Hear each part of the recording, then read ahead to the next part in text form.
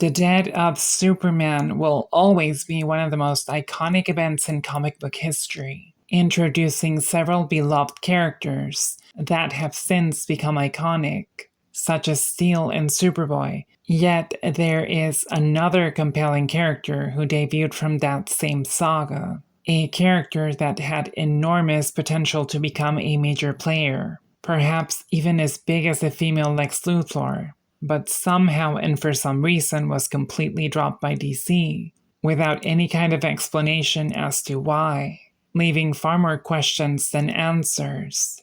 You see, during the time when Superman was gone, several characters took his place as the protectors of Metropolis, keeping the streets safe while the Man of Steel was away. One of them was John Henry Irons, better known as Steel. Now, unlike Superboy, Steel faced up against a very solid roster of bad guys, but none quite as interesting as Angora Lapin, better known as the White Rabbit, a beautiful but deadly woman with ties to Henry's past. DC's White Rabbit is Steel's best and most interesting, memorable, and fashionable villain and supporting character, as well as a highly compelling character in her own right. By the way, let's not confuse her with either DC's other White Rabbits, such as the Batman villainess, who looks more like something out of Playboy than an actual villain, nor the other underrated White Rabbit from the Shadow Pact, or even Marvel's far better known White Rabbit, the Spider-Man villainess, which is perhaps the best known White Rabbit in the superhero genre. No, this White Rabbit plays in her own field, as none of these villains come close to the level of complexity that she possesses. You see, White Rabbit has a lot of psychological undertones that very few comic book characters have, which, by the way, haven't been explored enough, but more on that later. Despite having appeared on just a handful of comics, White Rabbit is the type of character that simply grabs your eye, regardless of whether she's actually saying or doing something, or nothing at all. She just has that it girl factor that makes her quite fascinating, even from a visual stance, at least for me. White Rabbit made her debut on Superman the Man of Steel, issue 22, back in '93, and White Rabbit was introduced in a very blunt manner, showing us what a conniving, ruthless, merciless woman she really was. It is later revealed that she once was one of the lead weapon designers at Amertech, next to Steel, with whom she became involved with on a personal level. Steel, being the big-hearted man he is, left Amertech after realizing his designs were being used for the wrong purposes, while White Rabbit went on to sell these dangerous weapons to the gangs and criminals of the city, becoming one of the lead weapon dealers in Metropolis, and even stepping on Luthor's toes, making White Rabbit and Steel go from lovers to mortal enemies. Though Steel always goes soft on her, but White Rabbit has never really returned the favor. White Rabbit reappeared on Steel's ongoing series on issue 15, where she goes back to the same weapon-selling shenanigans, and once again showing us that she is beyond saving, but not without a fabulous display of flashy outfits that never fail to steal the scene.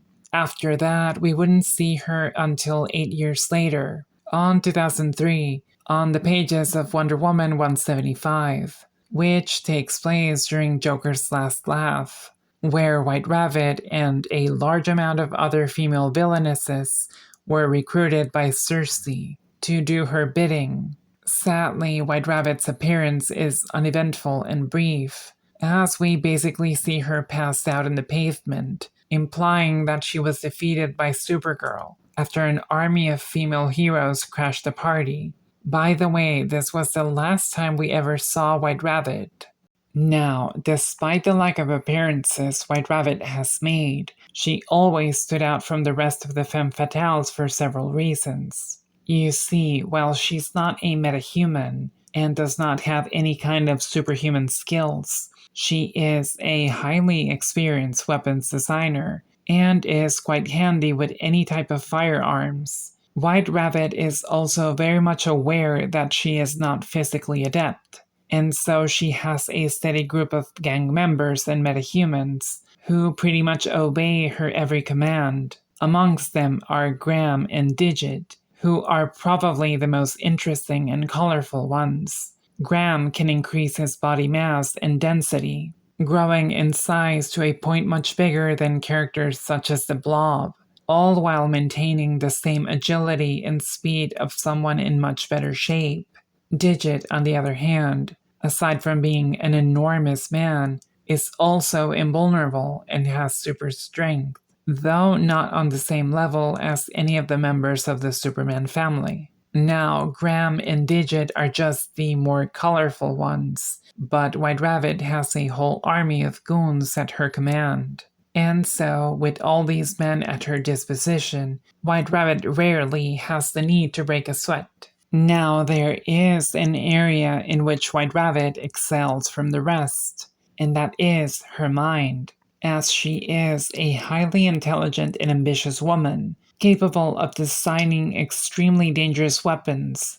White Rabbit also has enough presence to get under Luthor's skin, in a way that very few people can. She's also clever enough to catch Luthor, who is one of the smartest men on the planet, on his lies immediately. And she also happens to be ambitious enough to aim for Luthor's place, as the biggest weapons designer and dealer in Metropolis, something very few people would even dare to consider. So White Rabbit also has major guts. One of the most fascinating aspects about White Rabbit is her dynamic with Steel, as they are polar opposites.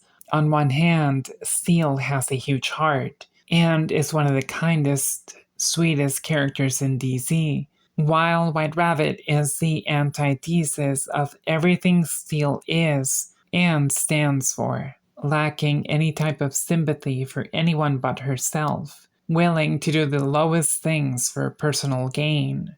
Yet somehow at one point, these two were mad about each other, though their differences in character was the final drop that spilled the glass. This, by the way, is a reminder of that friend or relative we all know, who fell for the wrong woman while ignoring all the red flags. Now, White Rabbit also stands out on a visual way, which, by the way, is one of the things that I've always loved about her. First off, she doesn't have eyebrows. Now, I don't know about you, but as far as I'm concerned, she's the only human in comics without eyebrows. And just like her namesake, White Rabbit has pitch white hair, which, by the way, looks great on her. Another thing about her is that she almost always wears white, making her quite easy to spot, opting for fabulous, flashy looks that always grabs your eye.